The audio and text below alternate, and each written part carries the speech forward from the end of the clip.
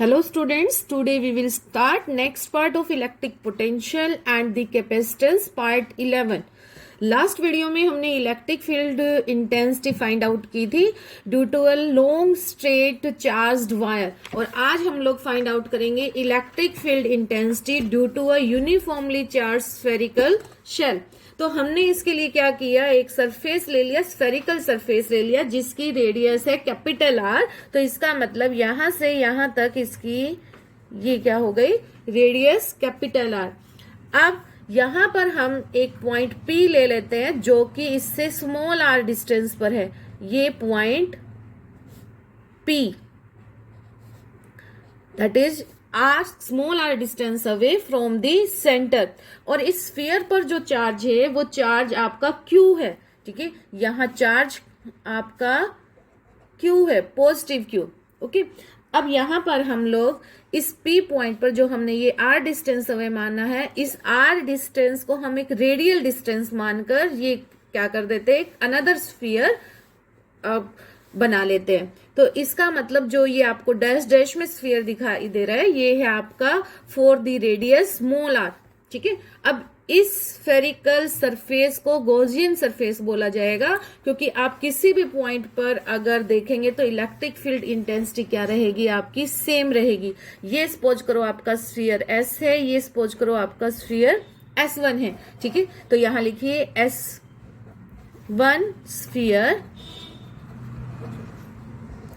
with radius small r is Gaussian surface.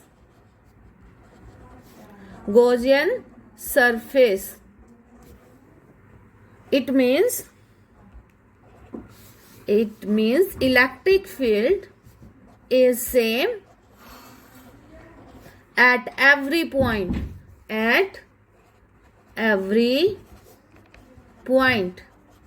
Right. अब हम P point पर यहां पर क्या लेते हैं, एक स्मॉल सरफेस एरिया ले लेते हैं जिसकी वैल्यू क्या है आपके पास, ds है। ठीक है, let us consider a small surface, let us consider a small surface at point P is ds। इस ds का जो एरिया होगा that is in the direction, ये इससे हमने इसको रिप्रेजेंट कर दिया। ठीक है, साथ में जो इलेक्ट्रिक फील्ड लाइंस की डायरेक्शन होंगी, तो इलेक्ट्रिक फील्ड लाइंस की डायरेक्शन भी आपके पास क्या होंगी, अलोंग दी एरिया वेक्टर होंगी। तो ये भी आपके पास क्या हुई, E। ठीक है, तो at point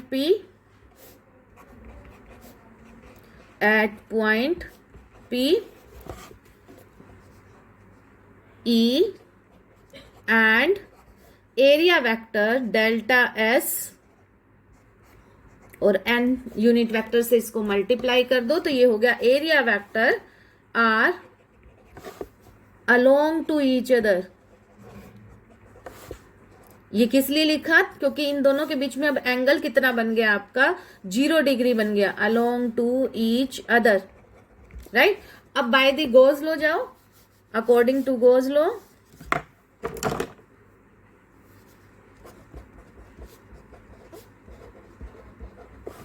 according to Gauss's law. ठीक है, फाई की वैल्यू आपके पास क्या होती है, surface integral of E dot ds। Right, ये आपके पास हो गया, यहां पर एंगल कितना है आपका, 0 डिग्री। तो ये आपके पास सरफेस इंटीग्रल E ds हो गया। Right, and this will be equal to Q upon में epsilon naught. Right, total charge enclosed in the surface 1 by epsilon naught times according to Gauss law। ठीक है, तो यहां से E को बाहर ले लो, तो हमारे पास आ गया E और surface integral ds equal to Q by में एप्सिलॉन नोट। ds का इंटीग्रेशन S, तो ES equal to Q upon में एप्सिलॉन नोट। S की वैल्यू पुट कर दो, 4 पाई आर स्केयर। यहाँ पर देखो स्मॉल आर लिया है हमने क्योंकि हमारा जो पी पॉइंट है वो सरफेस S1 पर है जिसकी रेडियस क्या है आपके पास आर, स्मॉल आर। ठीक है,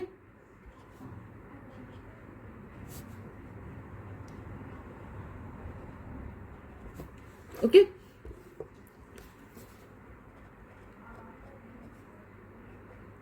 यहां से लेके यहां तक, तो ये हो गया आपका Q अपॉन में एप्सिलॉन नोट। तो हमें क्या चाहिए, E की वैल्यू चाहिए। तो E की वैल्यू क्या आ गई आपके पास 1 अपॉन में 4 पाई एप्सिलॉन नोट और Q अपॉन में R का स्केयर। ये कब आई आपकी, जब हम P पॉइंट आउटसाइड ले रहे हैं। ठीक है, P पॉइंट हमने क्या लिया, इस स्फीयर S से आउटसाइड लिया।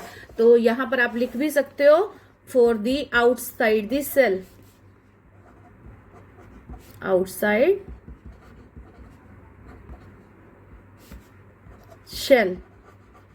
ठीक है, तो इलेक्ट्रिक फील्ड आपका निकल के आ गया for outside the cell.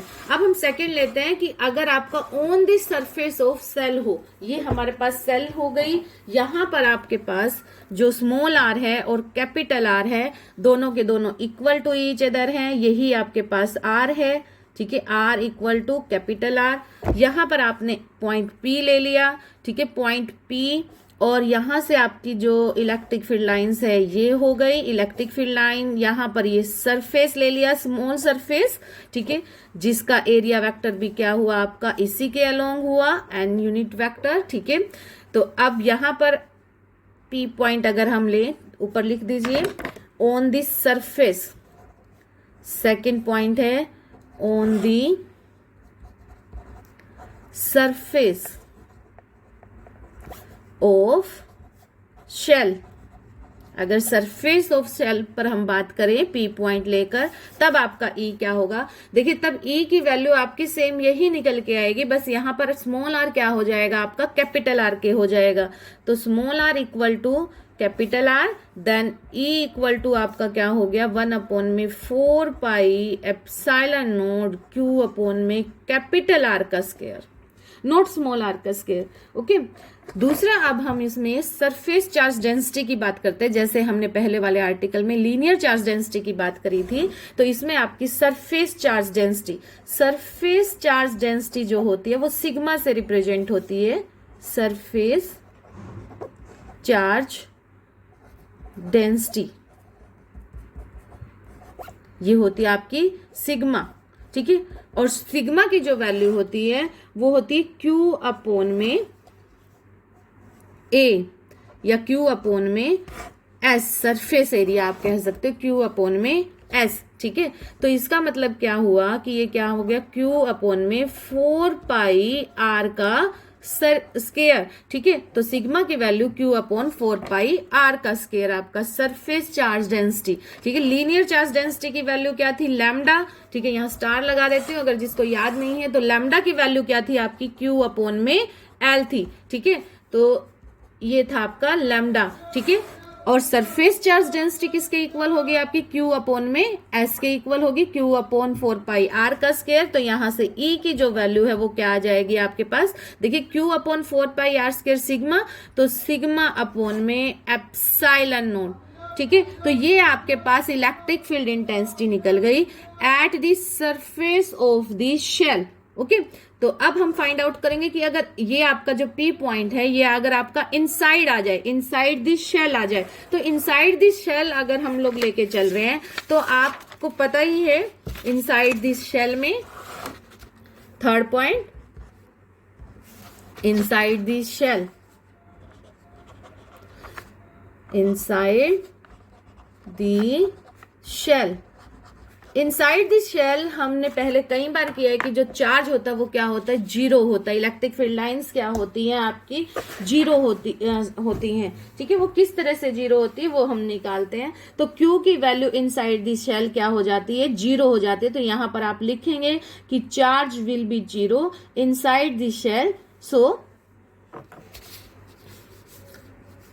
Electric field is also zero. We know that charge enclosed enclosed, क्योंकि जो चार्ज होता है वो यूनिफॉर्मली डिस्ट्रीब्यूटेड सरफेस पर होता है. Charge enclosed inside the shell is 0. So phi equal to surface integral E dot ds equal to क्या आ गया आपका Q अपॉन में एप्सिलॉन नॉट. ठीक है, इक्वल टू ये क्या हो गया 0, क्योंकि चार्ज की वैल्यू क्या है आपकी 0 के इक्वल है, राइट. तो E की वैल्यू भी क्या आ गई आपके पास, E इक्वल टू 0. ठीक है, अब हम ग्राफ ड्रॉ करते हैं. ग्राफ E वेस R. ठीक है,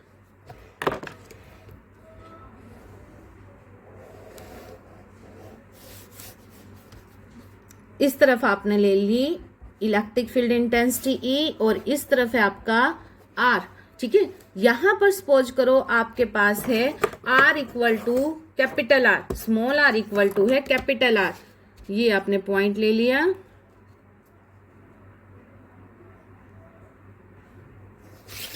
ये आपके पास small r equal to capital R, right. तो जब तक आपका r इक्वल टू R है, इसका मतलब हम कहाँ बात कर रहे हैं, ये on the surface of shell बात कर रहे हैं. जब आपका r greater than capital R हो जाएगा तो इसका मतलब हम लोग आउटसाइड बात कर रहे हैं. और जब आपका r less than small r है तो इसका मतलब हम लोग बात कर रहे हैं इनसाइड द शेल. तो इनसाइड द शेल जो है आपके पास वो इलेक्ट्रिक फील्ड इंटेंसिटी क्या है आपका 0. तो आप इसी लाइन पर लेके चलेंगे. ठीक है, ये आपका O पॉइंट, तो इसी लाइन के अलोंग. ठीक है, और उसके बाद जो है आपका इलेक्ट्रिक फील्ड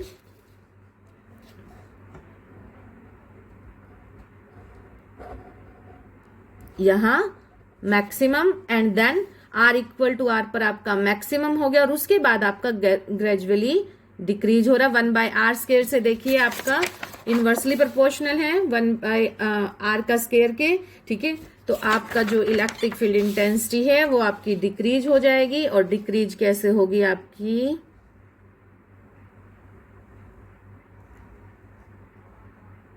इस तरह से. ठीक है, तो यहां पर E आपकी मैक्सिमम. ठीक है, ये आपका जो है E inversely proportional to 1/r का स्केयर को रिप्रेजेंट कर रहा है. ठीक है, और यहां पर इलेक्ट्रिक फील्ड आपका 0. ठीक है, कब है ये, जब R क्या है स्मॉलर देन आपका कैपिटल R है. और ये कब है आपका, जब R क्या हो गया ग्रेटर देन कैपिटल R आपका हो गया. और ये आपका R इक्वल टू R हो गया. ठीक है, तो ये है आपका graph between the E with the R. Okay, the field due to the uniformly charged spherical shell is 0 at all point inside the shell. किसी भी पॉइंट पर आप बात करें तो वो क्या होगा 0 होगा, राइट. इसके बाद आपका आता है electric field intensity due to a non conducting charged solid sphere. देखिए इससे पहले हमारे पास था यूनिफॉर्मली स्फेरिकल शेल थी जो अंदर से होलो थी, लेकिन अब हमारे पास सॉलिड स्फीयर है जो अंदर से आपका होलो नहीं है. ओके, तो ये हमने एक स्फीयर ले लिया सॉलिड स्फीयर जिसकी रेडियस है आपके पास कैपिटल R. ओके, अब R पॉइंट पर हमने क्या लिया, एक दूसरा गॉसियन सरफेस ले लिया. ठीक है, R रेडियस का, स्मॉल r रेडियस जिस की रेडियस क्या है स्मॉल r, एक दूसरा गॉसियन सरफेस. तो ये आपके पास S1 है और ये आपके पास S था. यहां पर इस S सरफेस पर आपका चार्ज Q है, लेकिन इस पर आपका जो चार्ज है वो Q नहीं रहेगा सॉलिड स्फीयर में. ये आपको ध्यान रखना है. यहां पर जो आपका चार्ज रहेगा वो Q डैश होगा, वो Q डैश. ठीक है, दूसरा यहां पर अब आपका एयर या वैक्यूम मीडियम नहीं है, यहां पर अब मीडियम है. तो परमिटिविटी आपकी एप्सिलॉन नॉट ना होकर वो क्या होगी आपकी एप्सिलॉन होगी, परमिटिविटी ऑफ अ मीडियम होगी, राइट. अब यहां पर हमने R डिस्टेंस पर पॉइंट ले लिया P. ठीक है, इस P पॉइंट पर आपका एक स्मॉल सरफेस ले लिया DS जिसका एरिया वेक्टर आपका इस डायरेक्शन में है. ठीक है, और यहां से जो इलेक्ट्रिक फील्ड है इलेक्ट्रिक फील्ड लाइंस या इलेक्ट्रिक फील्ड इंटेंसिटी, उसकी डायरेक्शन भी क्या है आपके पास, यही सेम है। ठीक है, यही क्या है आपके पास, इलेक्ट्रिक फील्ड इंटेंसिटी की डायरेक्शन है। ओके, या आप यहां से इस तरह भी दिखा सकते थे।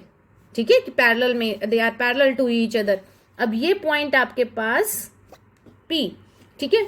अब यहां पर अगर हम एट पॉइंट P पर गॉस लॉ लगाएं तो at point P according to Gauss law, according to Gauss law जो फाई होगा वो क्या आ जाएगा आपका E dot ds, E dot ds surface integral है ये, that will be equal to, आप क्या लिखते थे, Q naught divide by epsilon naught, but यहां पर आप क्या लिखोगे, या Q अपॉन एप्सिलॉन नोट, यहां पर अब आप क्या लिखोगे, Q डैश डिवाइड बाय में एप्सिलॉन। ठीक है, एप्सिलॉन आपके पास क्या है, परमिटिविटी ऑफ मीडियम, परमिटिविटी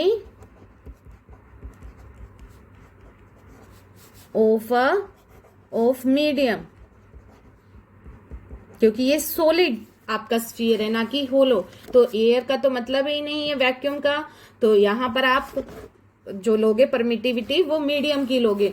ठीक है, अब यहां से आप निकालो E और ds में एंगल आपका 0 डिग्री है, तो ये आपके पास E 4 pi R square, direct मैंने सोल्व कर दिया क्योंकि बार बार अब करने की जरूरत नहीं है, equal to Q dash upon में एप्सिलॉन, तो E की वैल्यू क्या आ गई आपके पास, Q अपॉन में 4 पाई आर का स्क्वायर एंड एप्सिलॉन। ठीक है, तो ये आपके पास वैल्यू आ गई इलेक्ट्रिक फील्ड इंटेंसिटी की। अब सॉलिड स्फीयर है तो यहां पर आपकी सरफेस चार्ज डेंसिटी नहीं लगेगी, यहां पर आपकी वॉल्यूम चार्ज डेंसिटी लगेगी। तो आप लोग रो रिप्रेजेंट कर लो कि रो जो है वो क्या है आपके पास, वॉल्यूम चार्ज डेंसिटी,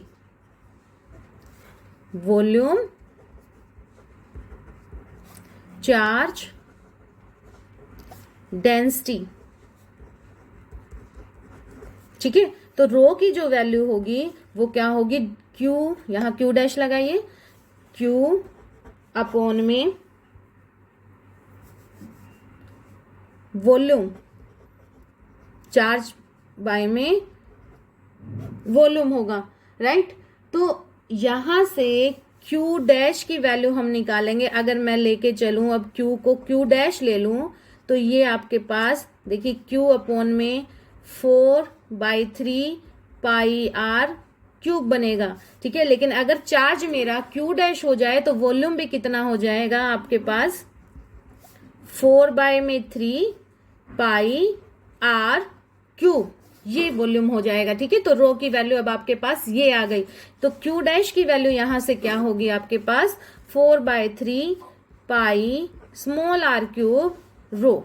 ठीक है, ये वैल्यू हम लोग इस एक्सप्रेशन में पुट कर देंगे। देखिए 4/3 पाई आर क्यूब इंटू में रो, दोबारा समझिए, जो आपकी वॉल्यूम चार्ज डेंसिटी होती है वो होती है चार्ज अपॉन में वॉल्यूम, Q अपॉन में 4/3 पाई आर क्यूब हो गई फॉर दिस सॉलिड स्फीयर। लेकिन अब हमारे पास क्या है, रेडियस भी चेंज है और चार्ज भी सेम नहीं है, तो आर रेडियस के लिए जो आपका पास चार्ज है वो Q डैश है, तो ये क्या आ जाएगा, Q डैश अपॉन में 4/3 पाई आर क्यूब, तो यहां से Q डैश की जो वैल्यू है वो क्या आ गई, 4/3 पाई आर क्यूब रो। ओके, तो ये वैल्यू यहां पर पुट कर दीजिए, तो E की वैल्यू क्या आ जाएगी आपके पास, 4/3 pi R cube rho divide by में 4 पाई आर का स्क्वायर एंड एप्सिलॉन।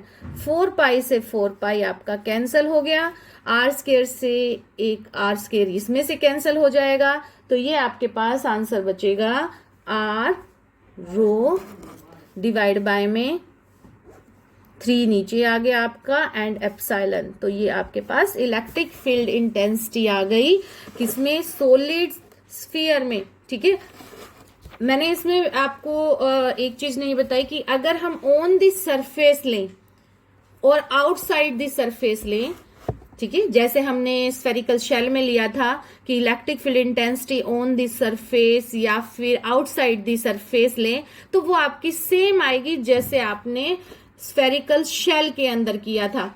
ठीक है, तो आपका अगर ग्राफ में इसमें ड्रॉ करूं,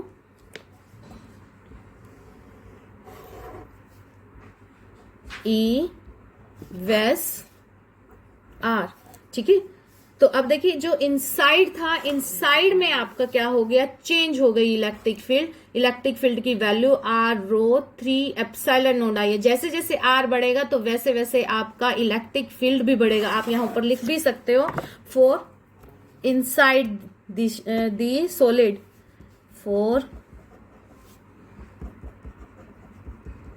इनसाइड दी स्फीयर, और ये स्फीयर कैसा है, सॉलिड स्फीयर है।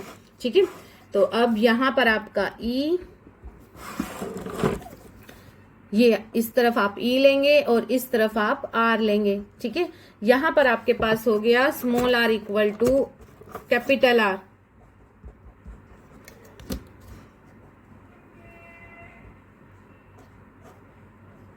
ठीक है, तो ये आपके पास आएगी जब तक आपका क्या है, R less than capital R है। ठीक है, तो ई जो है आपकी वो क्या है, डायरेक्टली प्रोपोर्शनल टू आर। यहां पर आके आपके पास ई जो हो गई वो मैक्सिमम हो गई जब आपके पास आर इक्वल टू आर है, और जब आपके पास आर ग्रेटर देन आर हो जाता है तो इनवर्सली प्रोपोर्शनल टू आर का स्क्वायर। तो आप ग्राफ इस तरह से रिप्रेजेंट करेंगे, यहां पर जो आपका ई है वो इनवर्सली प्रोपोर्शनल टू आर का स्क्वायर।